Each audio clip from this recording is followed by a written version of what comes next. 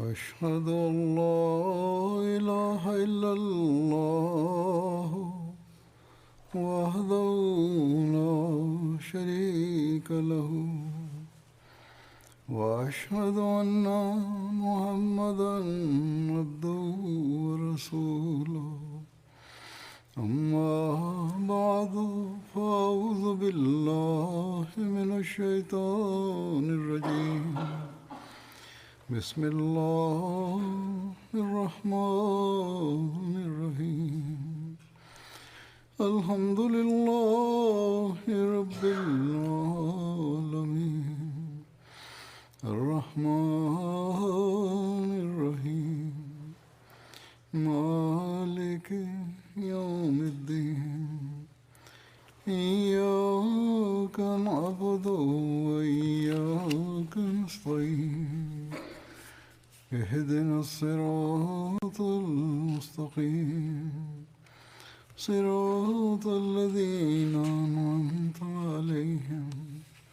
غير المغضوب عليهم ولا الضالين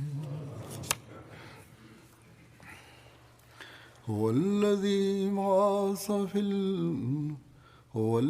بعث في الأميين رسولا منهم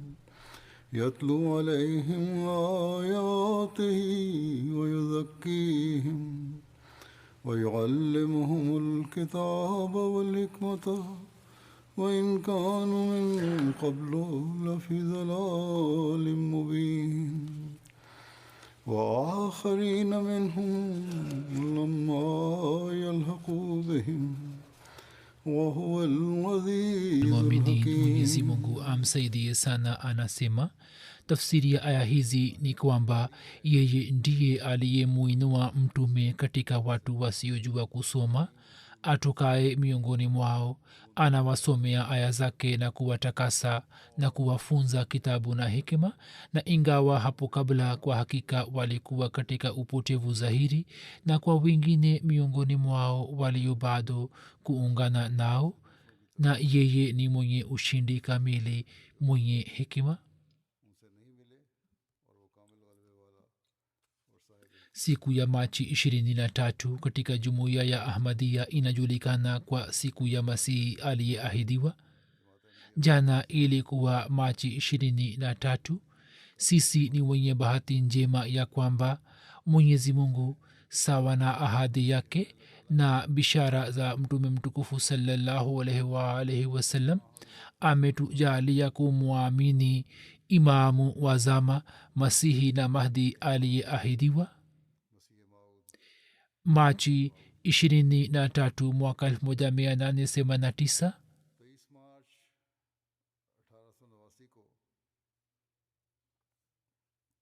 katika mji wa Ludhiana, Hazrat Masihi Maud alayhi salam alipokea bayati ya kwanza ya wafuasi wake, na hivyo ikapatikana jumuiya moja ya watu wenye ikhilasi. Aya za sura Juma nilizozisoma humo imetolewa habari ya ujio wa mtumishi mkweli wa mtume Muhammad sallallahu alaihi wasallam, na kisha habari imetolewa kwamba kwa kupitia yeye jumuiya moja itapatikana. Pamoja na hiyo kuna aya zingine za Qurani tukufu kuhusu ujio wa Masihi Maud alayhi salatu wassalam, na katika hadisi vile vile kuna bishara za ujio wa Masihi Maud na Mahdi Maud.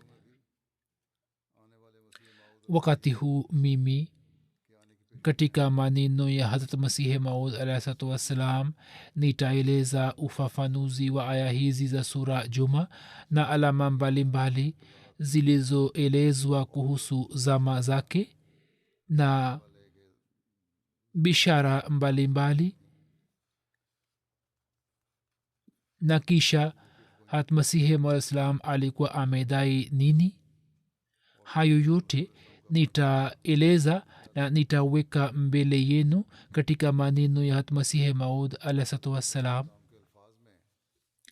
katika maelezo ya aya hat masihi maud alah salam anasema mada ya aya hii ni ya kwamba mwenyezi mungu ni mungu ambaye alituma mtume katika muda ambapo watu walikuwa wamekosa elimu na hekima elimu za hikima za kidini ambazo nafsi inakamilika kwazo na nafsi za binadamu zinafikia ukamilifu wa elimu na matendo zilikuwa zimepotea kabisa. Njia zote za kurekebisha nafsi zilikuwa zimekwisha na watu walikuwa wamekumbwa na upotevu, yaani walikuwa wamekwenda mbali sana na Allah na njia yake iliyonyoka. Ndipo katika muda huo Mwenyezi Mungu akamtuma mtume wake ummi na mtume huyo akatakasa nafsi zao na akawafunza elimu ya kitabu na hekima, yaani kwa nishani na kwa miujiza akawafikisha kwenye daraja ya yakini kamili, na kwa nuru ya kumtambua Allah akainawarisha mioyo yao. Na kisha akasema kwamba kuna kundi jingine ambalo litapatikana katika zama za mwisho. Wao pia mwanzoni watakuwa katika giza na upotevu na watakuwa mbali na elimu na hekima na yakini. Ndipo Mwenyezi Mungu atawaleta katika rangi ya maswahaba, yani yale waliyoshuhudia maswahaba. Mwenyezi Mungu pia atawaonesha, wao wataoneshwa mpaka ukweli na yakini yao itakuwa kama ukweli na yakini ya maswahaba. Na inapatikana katika hadisi sahihi ya kwamba Mtume sallallahu alaihi wasallam wakati wa kueleza maelezo ya aya hii aliweka mkono juu ya bega la Salman Farsi na akasema kwamba lau kana al-imanu muallaqan bisuraya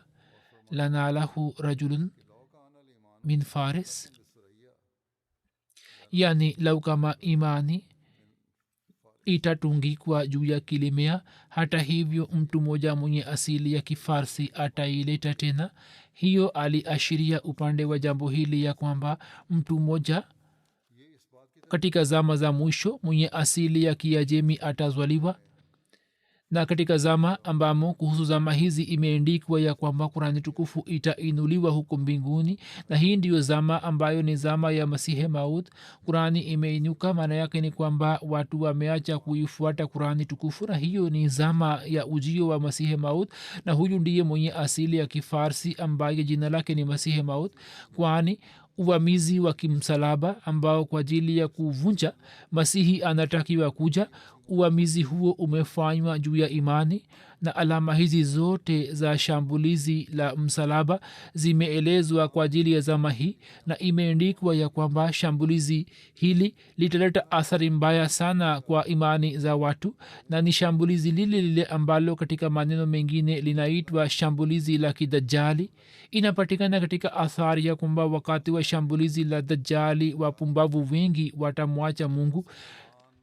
aliye mmoja na asiye na mshirika wake, na watu wengi mapenzi ya imani yao yatapoa, na kazi nzito ya Masihi Maud itakuwa ni kujadidisha imani, kwani imani imeshambuliwa. Na kutoka hadisi ya lau kana al-iman ambayo ni kuhusu mtu mmoja mwenye asili ya Kifarsi, inathibitika kwamba mtu huyo atakuja kusimamisha imani kwa mara nyingine tena. Basi kwa kuwa zama za Masihi Maud na mwenye asili ya Kifarsi ni moja na kazi pia ni moja, yani kujadidisha tena imani, hivyo kwa yakini imethibitika ya kwamba Masihi Maud ndiye mwenye asili ya Kifarsi. Na katika haki ya jumuiya yake aya hii ipo ya kwamba wa akharina minhum lamma yalhaqu bihim. Maana ya aya hiyo ni ya kwamba baada ya giza kamili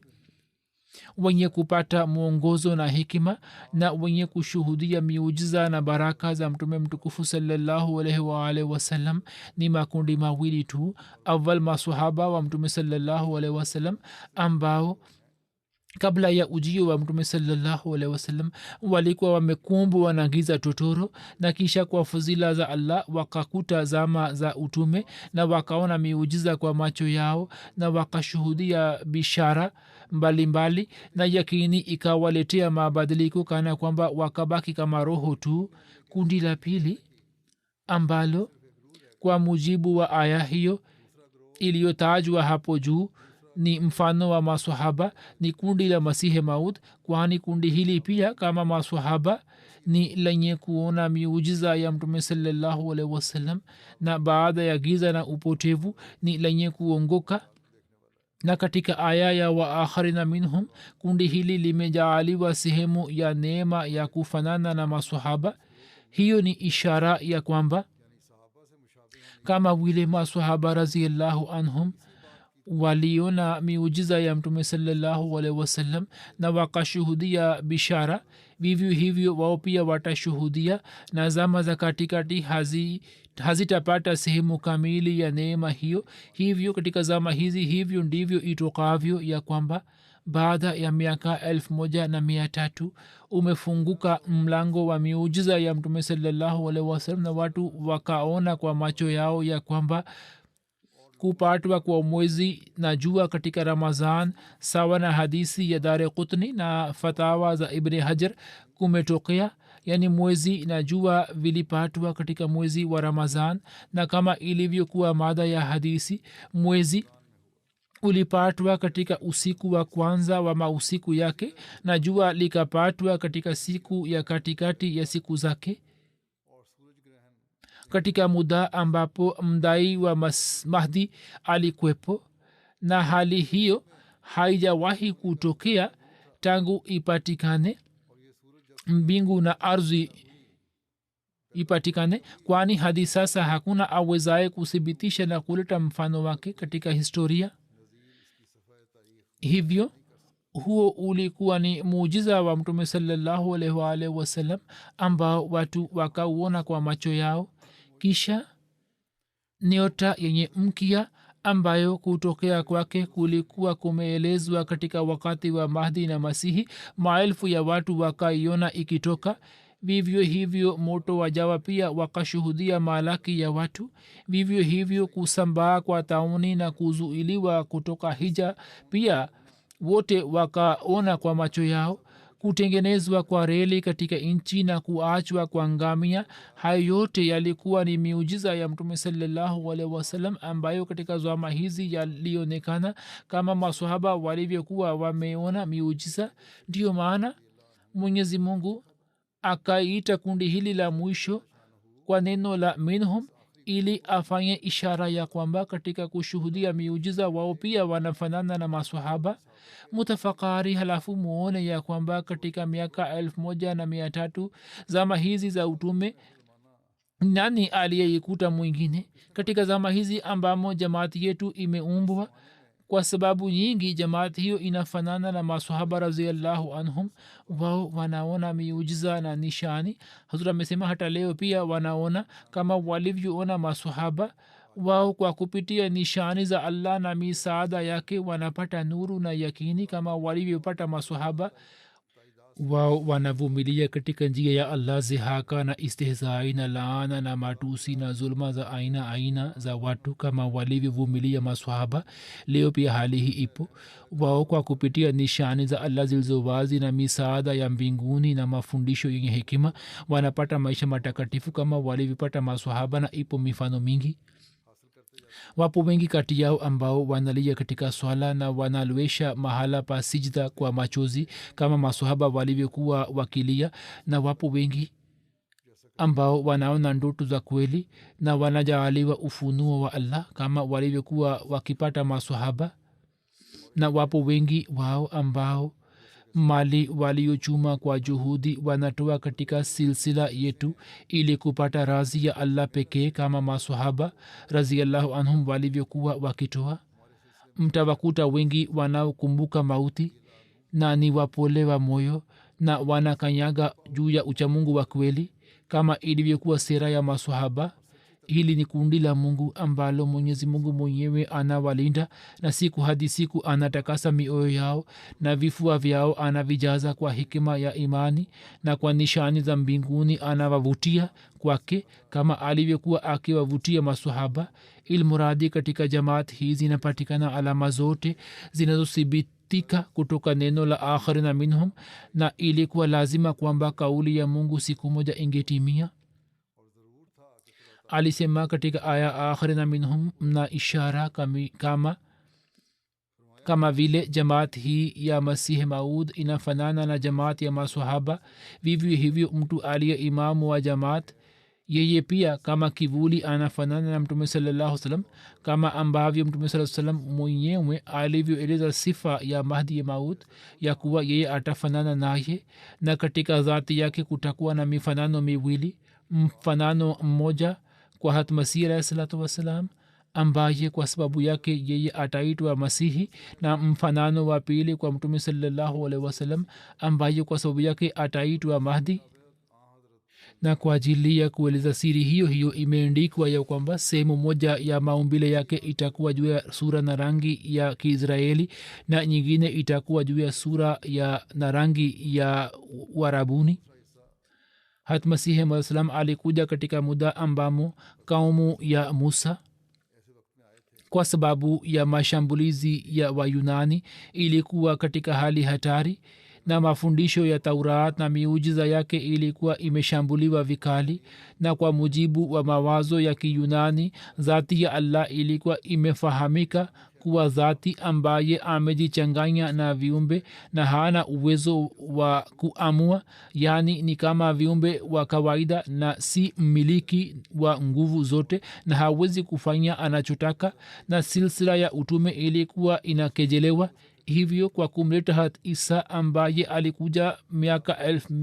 1400 baada ya hat musa mwenyezi mungu alikuwa ameamua ya kusimamisha ushahidi wake juu ya sheria ya hat musa na kwa nishani mpya na kwa shahidi za mbinguni afanye ukarabati wa jengo la musa vivyo hivyo kwa ajili ya umati huu masihi maud alitumwa katika karne ya 14 na ujio wake pia ulikuwa na shabaha hiyo hiyo ya kwamba falsafa ya ulaya na udajali wake jinsi ulivyoishambulia islam kwa njia mbalimbali na umekataa utume wa mtume sallallahu alaihi wasallam na bishara zake na miujiza yake na umepinga mafundisho ya qurani tukufu na umefanya istihza kali juu ya baraka na nuru za islam yeye amalize mashambulizi hayo yote na utume wa muhammad sallallahu alaihi wasallam maelfu ya salam ziwe juu yake yeye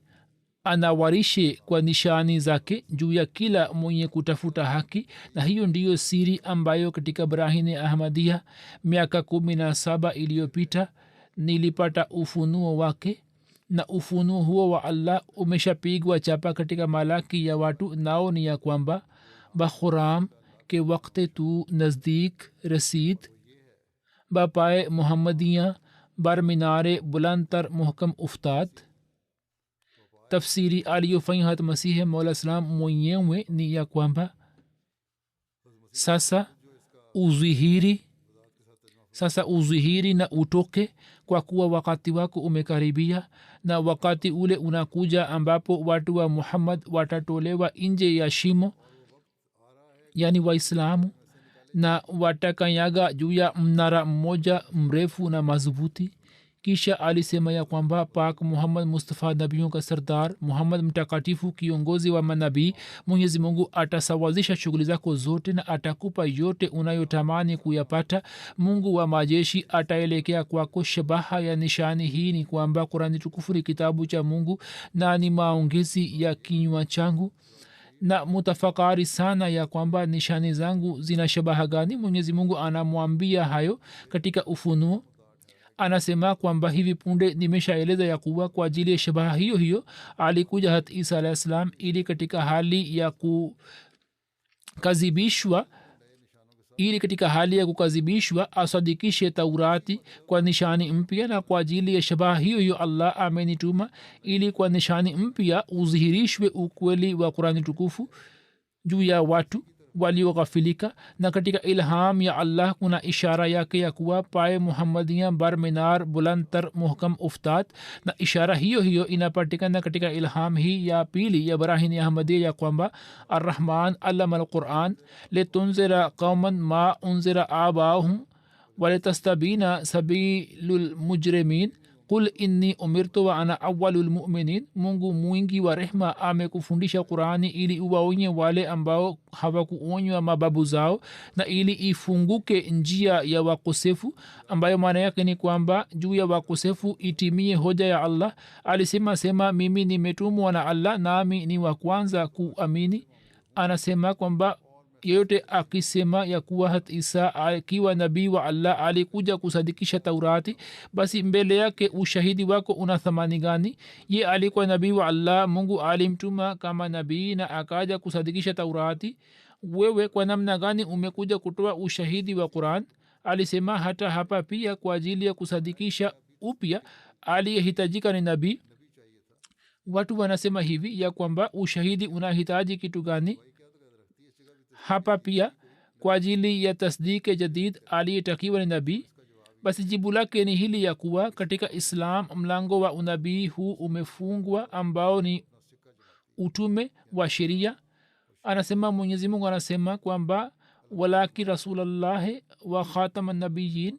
na hadisi inasema la nabiya baadi, na hapo kifo cha hat masih kimeshathibitika kwa hoja imara.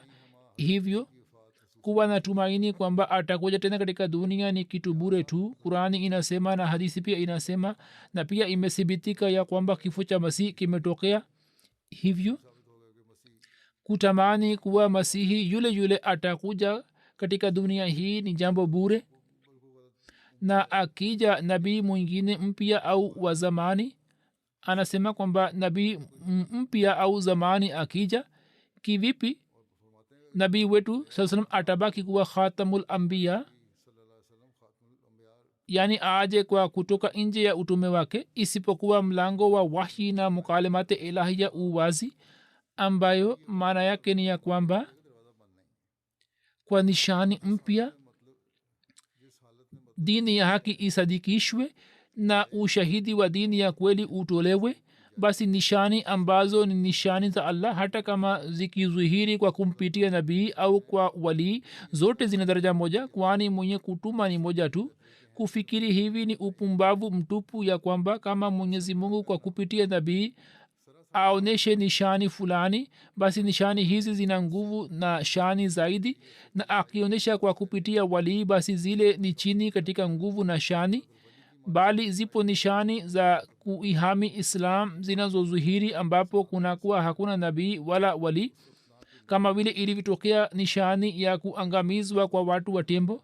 Alisema jambo hili linakubaliwa, na hili ni jibu la jambo hili ya kuwa nini mnasema hakuna nabii, hivyo haiwezi kutokea. Hata kama nabii asiwepo inaweza kutokea kwa kupitia wali, na hata kama wali pia asiwepo, allah anaonyesha nishani kama alivyoonyesha nishani ya ashabul fil. Alisema jambo hili ni wazi ya kwamba muujiza wa wali pia ni muujiza wa nabii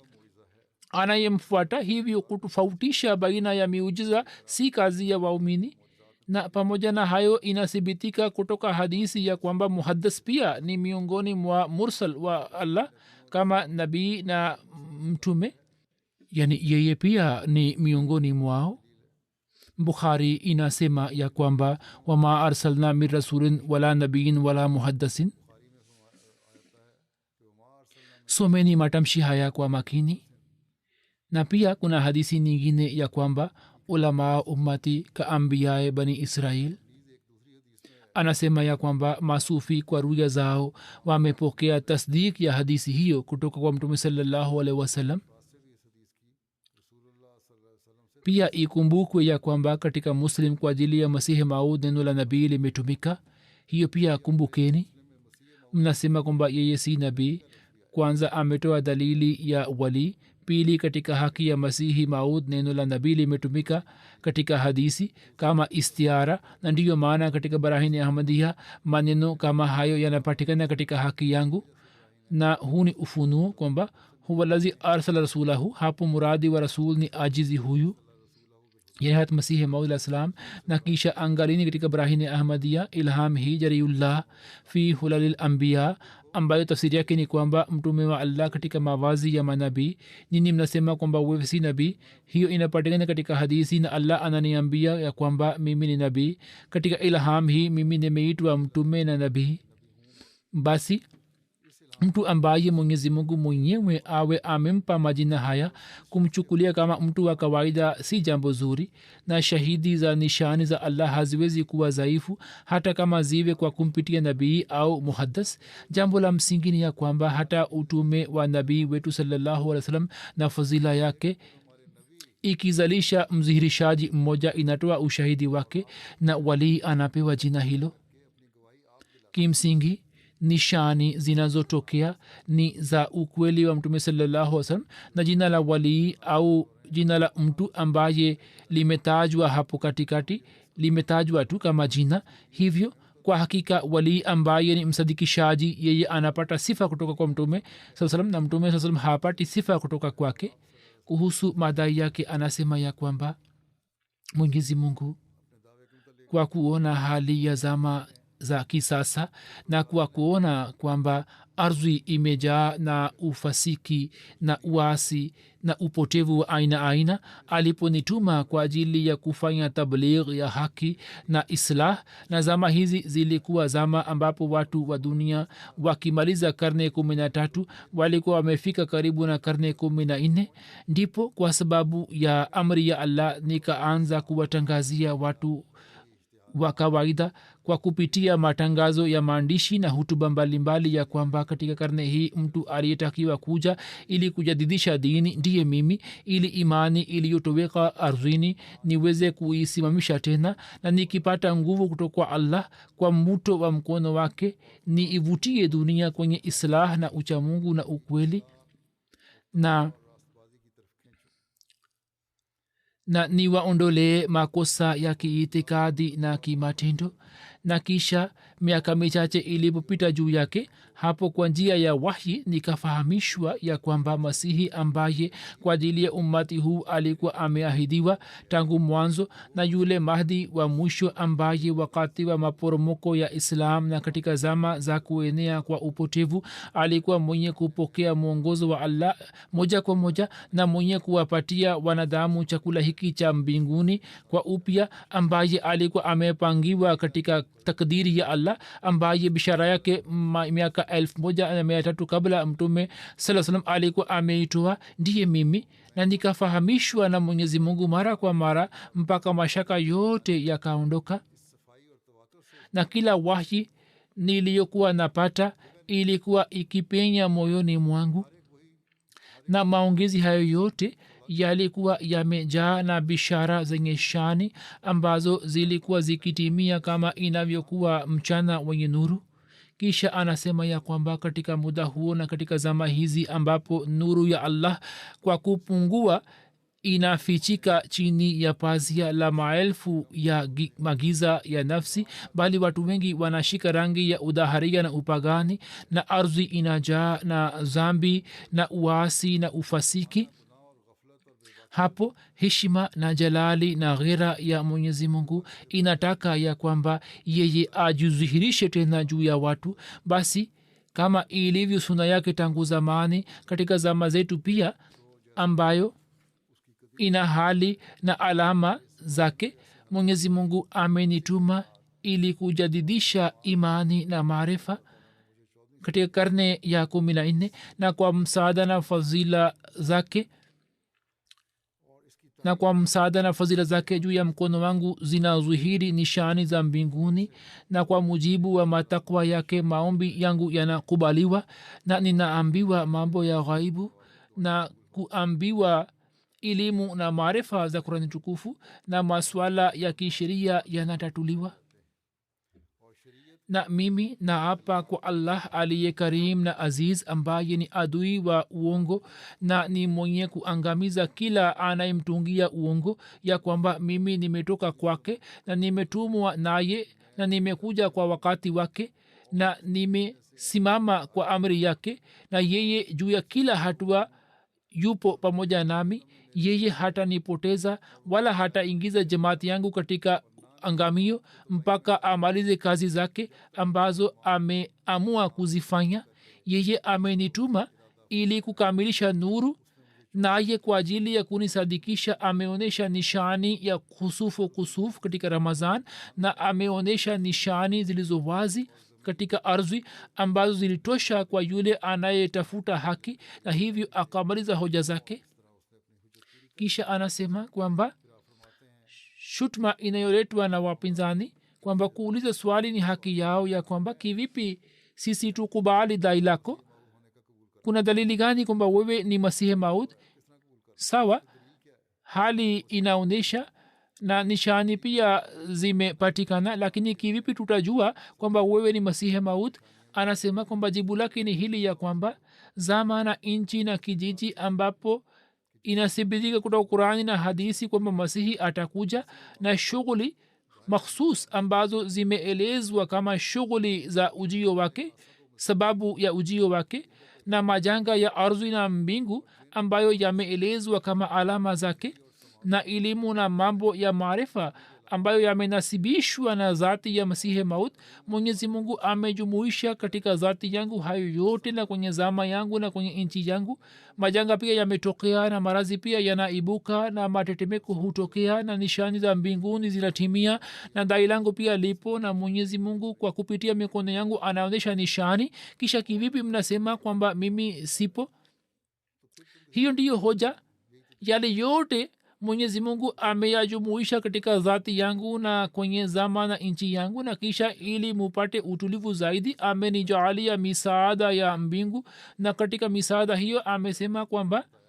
kutokea kwa nyota yenye mkia, na kupatwa kwa jua na mwezi, na kusambaa kwa tauni, na kutokea kwa matetemeko, vipo vitu vingi. Akitoa habari kuhusu maendeleo ya silsila yake na jamaati yake, nishani ameeleza mengi, na ameandika vitabu vikubwa vikubwa kama nisemavyo kabla. Mimi naweka mbele yenu mifano yake michache. Anasema ya kwamba kuna nishani azimu ambayo ni ya kwamba miaka 23 kabla ya leo ilham hii inapatikana katika barahini ahmadia, ya kwamba watu watajaribu kuifuta silsila yako. Hadi leo wanajaribu, na imepita miaka 132 na watatumia kila njia na kila hila, lakini mimi nitaongeza jumuiya hii, Mungu anasema, na nitakamilisha nayo, itakuwa kama jeshi, na mpaka kiama itabaki kama mshindi, na jina lako nitalipa umaarufu hadi kona za dunia, na watu watakujia makundi makundi, na toka kila upande utapokea msaada wa mali. Tanua nyumba zako, kwa kuwa maandalizi haya yanafanywa huku mbinguni. Sasa angalieni ni bishara za zama gani ambazo zinatimia leo. Hizi ni nishani za Allah ambazo wenye macho wanaziona, lakini walio vipofu kwao hakuna nishani iliyopatikana mpaka sasa. Kama nisemavyo, maelezo yake ni marefu sana. Nishani chache nazieleza hapa. Kuhusu nishani za kielimu na msaada wa Allah, Hatmasihi Maud alayhi salam anasema, safari moja mhindu mmoja alikuja hapa kwangu katika Kadian, ambaye sikumbuki jina lake. Kisha ameandika kwamba nimekumbuka jina lake lilikuwa ni Swami Shukanchandar, na akaniambia ya kwamba mimi nataka kufanya mkutano wa dini ambao ulikuwa umetangazwa kama mkutano mkuu wa dini wa Dhara Mahotsav.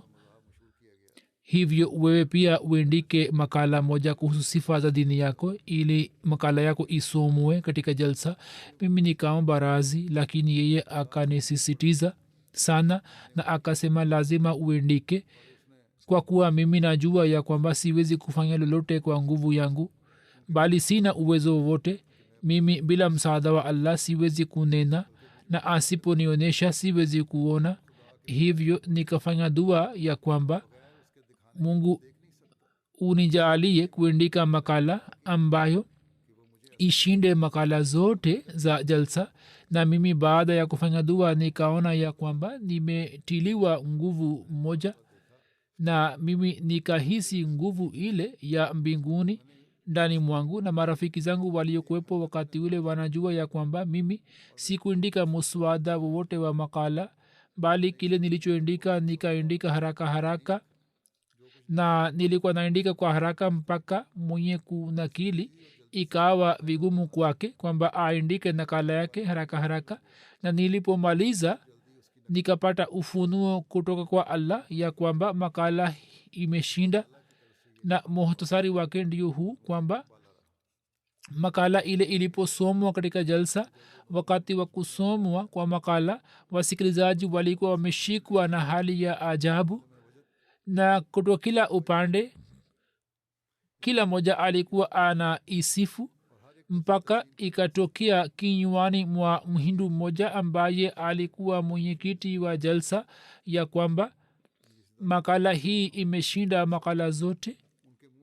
na civil na military gazette ambayo ni gazeti moja la kiingereza linalochapishwa kutoka lahore gazeti hili pia likachapisha makala hii kama ushahidi kwamba makala hii imeshinda na nafikiri kutakuwa na magazeti takriban 20 ya kiurdu yaliyotoa ushahidi huo huo na katika jalsa ile tukiwaacha baadhi tu wenye ubaguzi wengine wote walikuwa na neno moja tu kwamba makala hiyo hiyo imeshinda na hadi leo wapo mamea ya watu ambao wanatoa ushahidi bali hata leo pia katika zama hizi watu kwa kusoma makala hii wanakubali ahmadiyat ambayo ni maarufu kwa hikma ya mafundisho ya kiislam ilmuradi kutoka ushahidi wa kila zehebu na ushahidi wa magazeti ya kiingereza bishara yangu ikapata kutimia kwamba makala ilishinda ushindani huo ulikuwa ukifanana na ushindani wa musa aliyofanya nabi musa zidi ya wachawi kwani katika jalsa ile watu wenye mawazo tofauti walikuwa wamesoma hutuba kuhusu dini zao ambao baadhi yao walikuwa wakristo baadhi walikuwa wahindu wa sanatan dharam na wahindu wa arya samaj na wengine walikuwa brahman na makala singa na baadhi walikuwa waislamu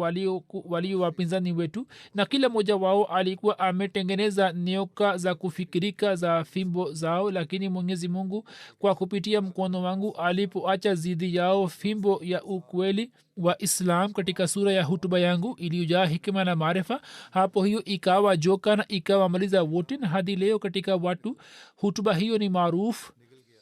ambayo ilikuwa imetoka kinywani mwangu alhamdulillahi ala zalik kisha akieleza bishara nyingine anasema hii ni nishani ya allah ambayo habari yake inapatikana katika barahini ya ahmadia nayo ni ya kwamba ya ahmadu fazati rahmatu ala shafataika e ahmad chemchem za fasaha na balagha zimetiririshwa juu ya mdomo wako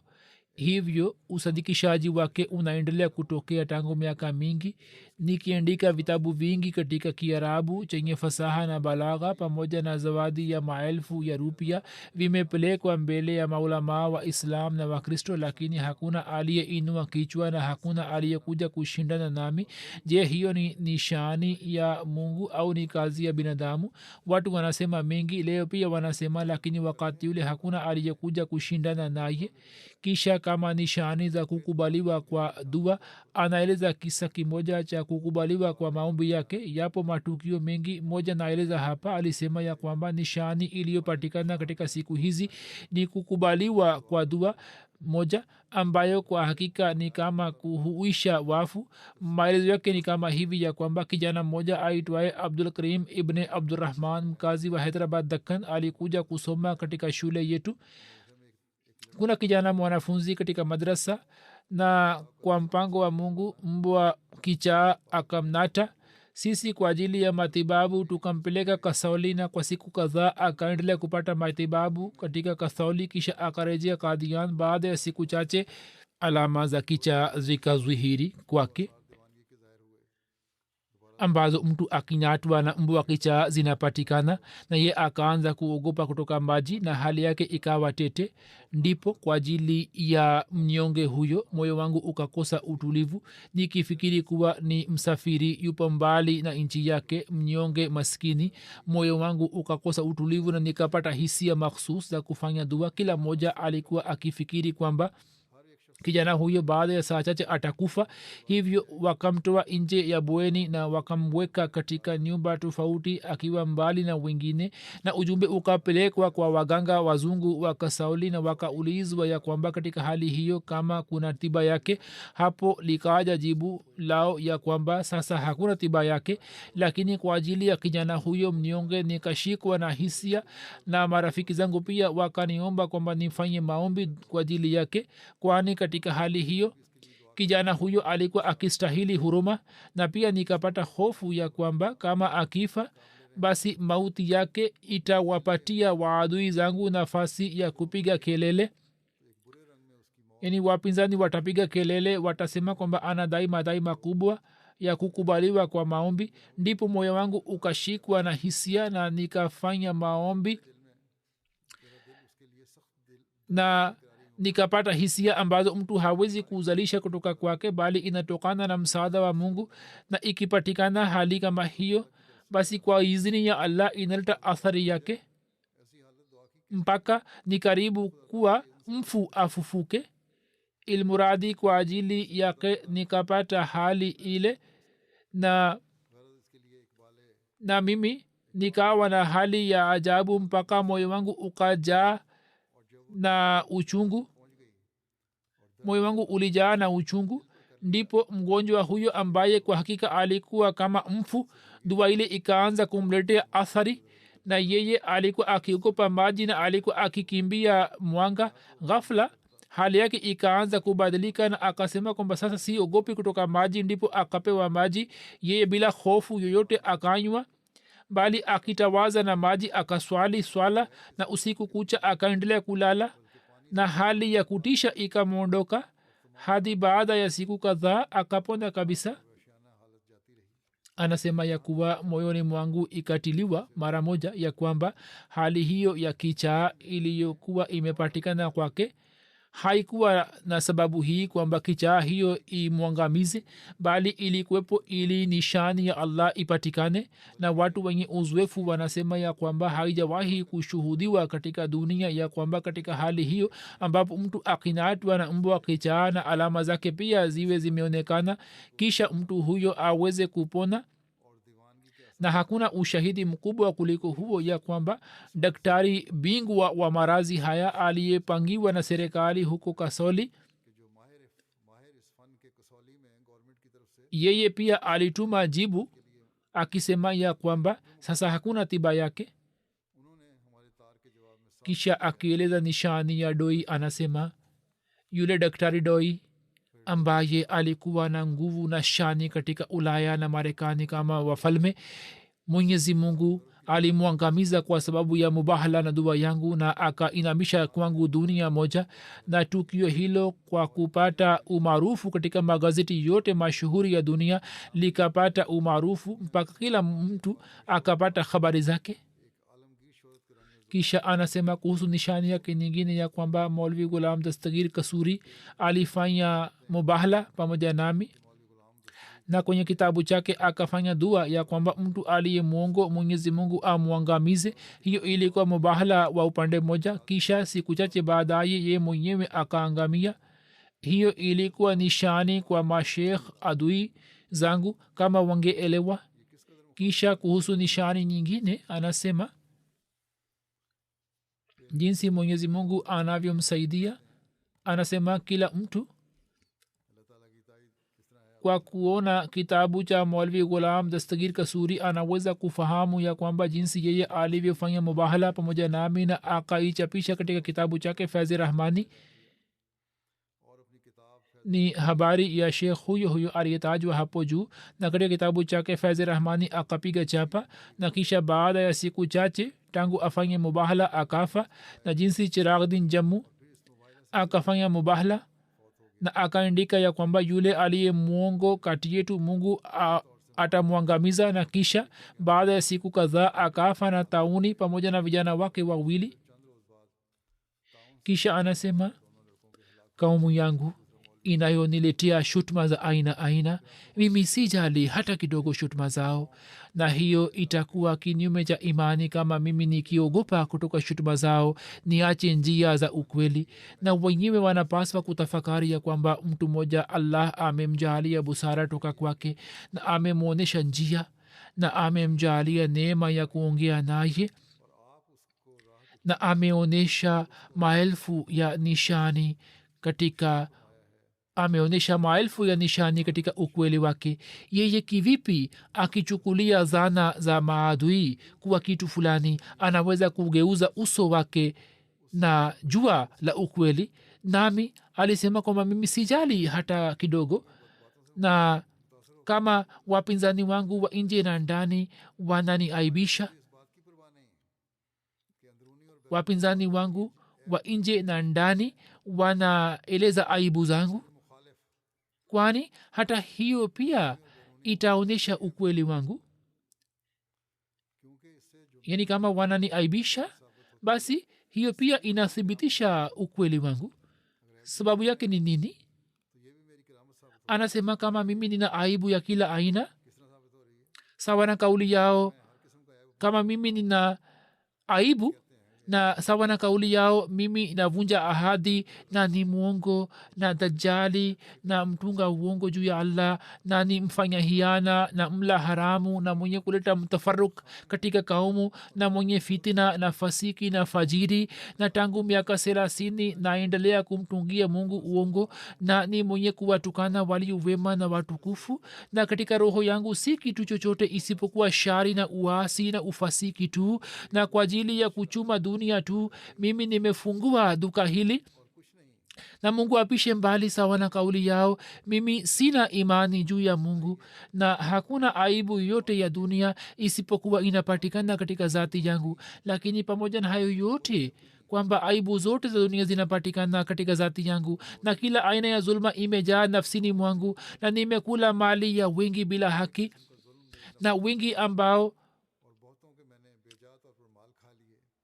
walikuwa watukufu misili malaika nimewatukana, na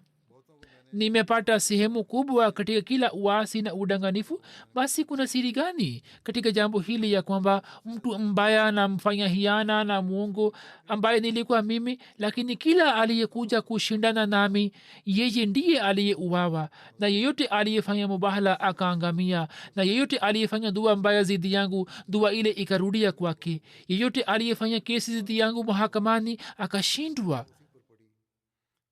mabaya yote ninayo mimi, lakini yeyote anayekuja kushindana nami mwenyezi mungu anamwangamiza na ananijalia ushindi.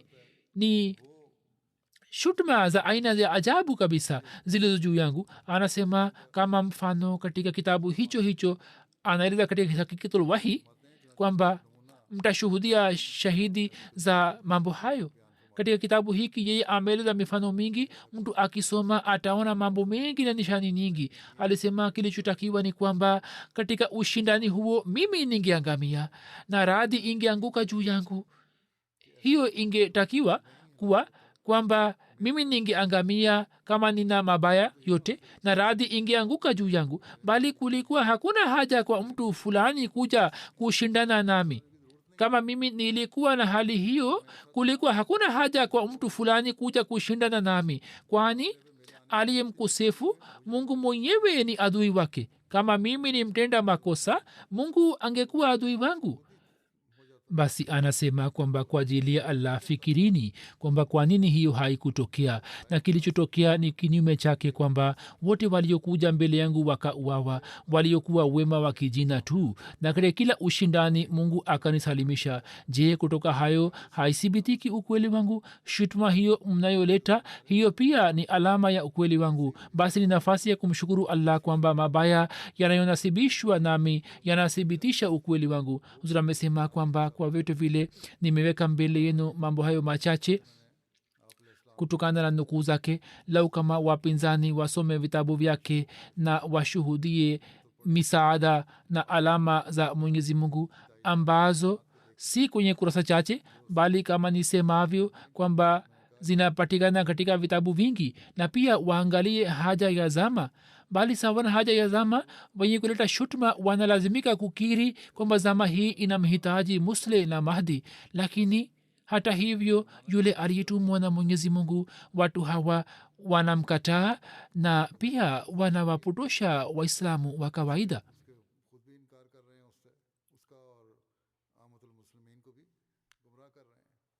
Alama za mbinguni zilitimia, bishara za mtume saa salam zilipata kutimia, lakini hata hivyo watu hawa wanaita mkosi wao, hawaangalii upande huu. leo ikiwa waislamu waelewe uhakika huu kwamba yule masihi na mahdi aliyekadiriwa kuja amekuja, na huyu ndiye mtumishi mkweli wa mtume muhammad sallallahu alaihi wasallam, na kuja katika baiati yake ni muhimu sawa na amri ya mtume sallallahu alaihi wasallam, na kwa unyofu wote waingie kwenye baiati yake. Basi waislamu katika dunia wanaweza kuthibitisha ubora wao, waila hali yao itaendelea kama ilivyo, na wanaweza kuvutia fadhila za allah baada ya kumwamini. mwenyezi mungu awajalie akili na uelewa katika mwezi wa ramazan wa ahmadia. pale wanapofanya dua kwa ajili yao, pia wafanye dua kwamba jumuiya isalimike kutoka kila aina ya fitina. wakati huo huo wafanye dua kwa ajili ya umati wa kiislamu. mwenyezi mungu afungue macho yao na awatoe kutoka giza, na awajalie uelewa ya kwamba mwenye kuelewa daraja ya kweli ya khatme nubuwat ya mtume sallallahu alaihi wa alihi wasallam,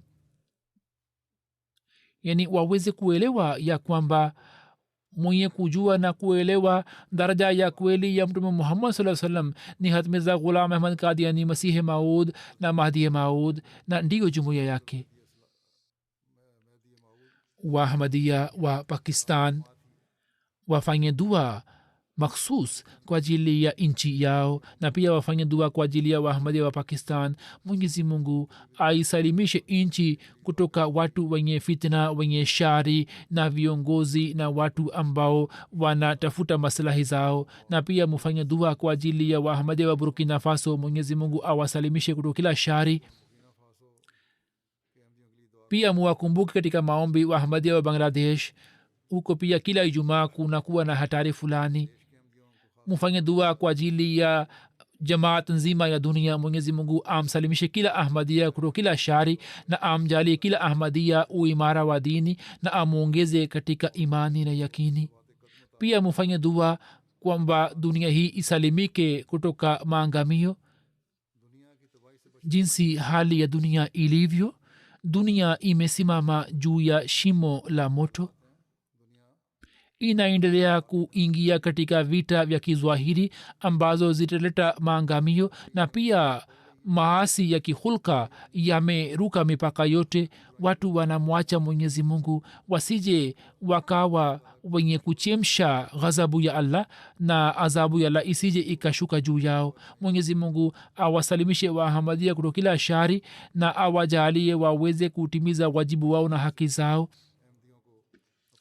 na akiwaokoa kutoka mabalaa yote awahifadhi na awalinde. pia nataka kutangaza ya kwamba kutoka jana Machi 23 Alfazal iliyokuwa ikipigwa chapa mara 2 kwa wiki sasa imeshika sura ya gazeti la kila siku. hivyo wanaojua kiurdu wanatakiwa kusoma na pia wanunue na pia wafanye subscribe. mwenyezi mungu awajalie wote kunufaika nayo, na wanaoandika katika Alfazal mungu awajalie waweze kuandika.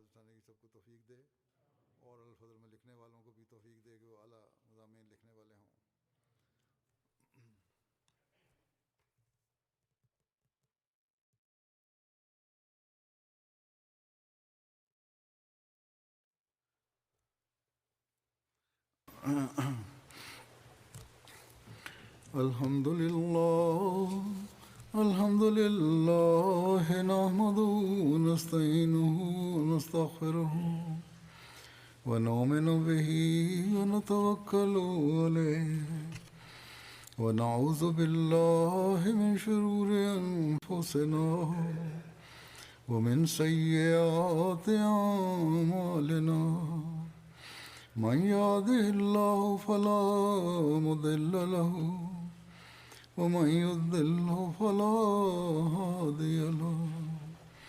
ونشهد أن لا إله إلا الله ونشهد أن محمدا عبده ورسوله. عباد الله رحمكم الله إن الله يأمر